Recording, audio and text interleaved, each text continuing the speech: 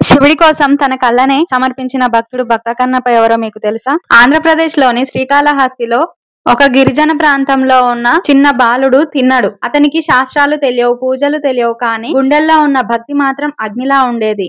ఒక రోజు వేటకెళ్లిన తిన్న శ్రీకాళహస్తి గుట్టల్లో తిరుగుతుండగా అకస్మాత్తుగా ఒక గుహలోకి అడుగు పెడతాడు.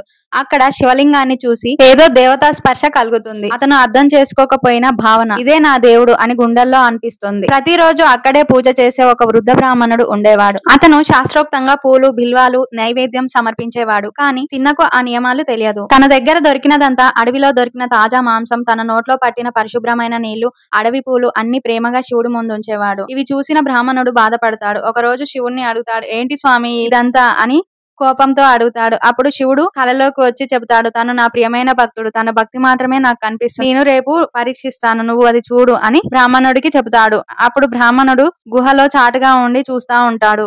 ఇది ఏమి పూజా విధానం, ఇది అపవిత్రం అని ఆలోచిస్తూ శివుడి పూజపై తిన్న చూపిస్తున్న ప్రేమను అర్థం చేసుకోలేకపోతాడు. ఒక రోజు అద్భుతం జరుగుతుంది. శివలింగం కంటి నుండి రక్తం కారడం మొదలవుతుంది. బ్రాహ్మణుడు భయంతో వణికిపోతాడు. ఎంత మంత్రాలు చదివినా, పూజ చేసినా రక్తం ఆగదు. అప్పుడు పరిగెత్తుకుంటూ వచ్చిన తిన్న రక్తం కారుతున్న శివుడి కంటిని చూసి కేక వేస్తాడు. నాటు వైద్యం చేస్తాడు, కానీ అయినా సరే రక్తం ఆగదు. దేవుడా నీకు నొప్పే అంటూ బాధపడుతూ అతని ఎటువంటి ఆలోచన లేకుండా తన వేటగాడి సంచిలో ఉన్న బాణాన్ని తీసి తన కంటినే తొలగించి శివలింగం కంటిపై ఉంచేస్తాడు. అతను అనుకుంటాడు, నాకు కన్నులు లేకపోవచ్చు, కానీ నా దేవుడికి నొప్పి ఉండకూడదు. కానీ అక్కడితో ఆగదు పరీక్ష. ఇంకా మరో కన్ను నుంచి కూడా రక్తం కారడం మొదలవుతుంది. తిన్న తన రెండవ కంటిని తీసేందుకు బాణాన్ని ఉంచిన క్షణమే ఆ గుహ అంతా ప్రకాశంతో నిండిపోతుంది. శివుడే ప్రత్యక్షం అవుతాడు. అతను చెబుతాడు, తిన్నా నీ భక్తి అపారమైనది. నువ్వు ఇచ్చింది నాకు కన్ను కాదు, నీ ప్రాణమే. ఇప్పటి నుంచి నువ్వు కన్నప్ప, నా అత్యంత ప్రియ భక్తుడివి అని ఆశీర్వదిస్తాడు. మళ్ళీ తనకు తన కళ్ళని దానం చేస్తాడు. ఆ రోజు నుంచి నా భక్త కన్నప్ప అయ్యాడు. ఫ్రెండ్స్, ఈ వీడియో నచ్చితే లైక్ చేసి ఓం నమః శివాయ అని కామెంట్ చేయండి.